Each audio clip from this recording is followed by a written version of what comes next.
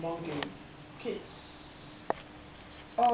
Janet, please, can you tell us some of the things how we can have a healthful habit with our family regarding to food? Well, yes. Like I said before, it's very important to eat together if possible. And then I think you should try to eat the African way, which is healthier than the Dutch food. And I think you should always give your children bread to school, fruit, which is very important.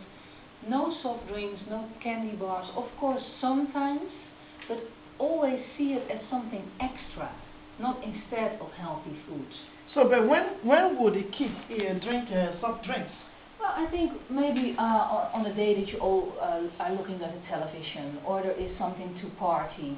You know, it's something extra. It's not something that you should drink like water. So in place of soft drink, what are they supposed to drink? Water, tea without sugar. No juices, because juices are even worse than soft drinks, because there is a lot of sugar in soft drinks. And I always hear people say, I buy fruit juices unsweetened, which means that there is no sugar added, but still there is a lot of sugar in it from the fruit. And if you take 1 glass of apple juice unsweetened, there are still 6 cubes of sugar in it. Oh. Which is a lot. Yeah. And especially if children drink 2 or 3 glasses, they have 18 cubes of sugar. So juices are not a healthy choice for a child. We say 1 glass of juice a day. Okay. And 2 pieces of fruits.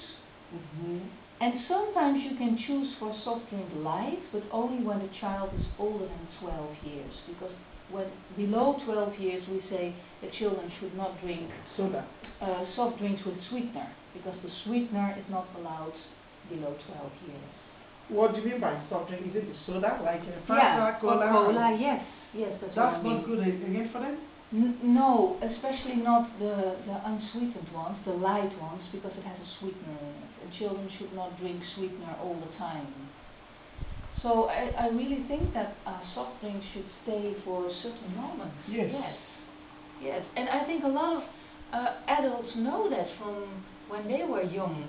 They would only drink soft drinks at parties and drink water in between. Yes, true. And now it has changed so much. And I think that was caused, 18 cubes a day and maybe a packet of wiki. Yes. Then children are drinking sugar. Much too much. And when you go to these supermarkets, you see children, parents packing this baking and all of those stuff, It's like when you don't give it to your child is missing out. Yeah, well, you should make maybe your own lemonade and then have stroop, as we call it in Dutch. Yeah. And you can give them that, but take a smaller amount and then put a lot of water with it. That's also a good choice. You made mention of the training you are offering. Yeah. Can you tell us a little about that? Yeah, well, what we do in our center is when children come, they get a program from the dietician, but also they start exercising with one of our physiotherapists, and they go outside training and learn again how to exercise and have fun with it, because it's also very important that a child has fun. Yeah. So it's a combination of diet, but on a nice childly way, and exercise. And I think I believe that the combination of them make them lose weight. Okay. It's a program that has 10 or 12 weeks week after week, and then after 2 months and after 3 months they're coming back to see if things are still working for them. And we try to help them also to find a way to exercise at home. Okay. To find other ways of exercising.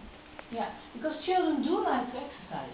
They really like that. But if they are not motivated, they are Yeah, not encouraged at home, they can't do it. Of course, but I can understand women and mothers who find it very scary to have their children play outside.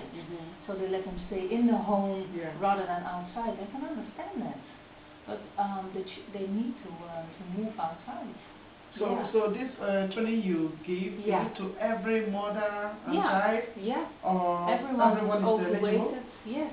Yes, so absolutely. They must get recommendation from the doctor before they come to you? Yes, they always have to have a recommendation from the doctor. And must the kids be obese before they come? Or are you doing something to prevent it? Yes, before they come to you. Yeah, well, we try to reach out to that group, but of course when children have a good weight, they are not thinking about going to the dietitian. Okay. So I also always go to schools and tell there about good food, and we have all kinds of games that we play with them, so we try to reach out.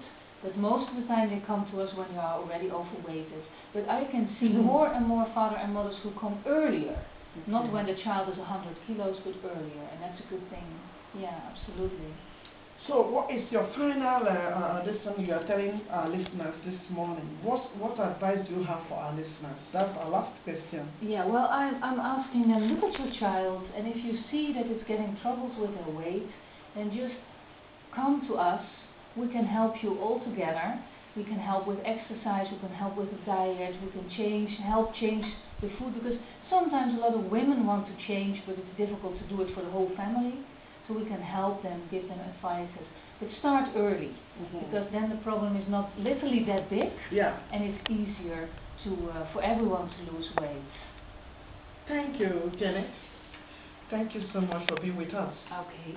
Well, that has been a very good broadcast with a food dietitian and also a specialist, Janet Murris. In case you would like to reach her, you can give us a call on 06-846-06550. That is Voice of Niger number, and then we can give you the number of Janet Murris. Thanks. Okay, thank you.